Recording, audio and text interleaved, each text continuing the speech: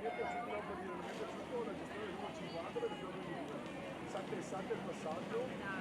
Ottava serie, blocchi di partenza, in corsia 1 Giuseppe Lancerini, Team Veneto, 2 Stefano Iovine, Sporting Club Noale, alla 3 Simone Porcari, Team Veneto, 4 Lorenzo Zamboni, nuotatori trentini, 5 Alessandro Pizzi, Circolo Nuoto Wisp, corsia 6 Federico Ambrosi, amatori nuoto, corsia 7 Cristian Masut, Rana Azzurra Coligliano, corsia numero 8 Alessandro Zanini, Idros.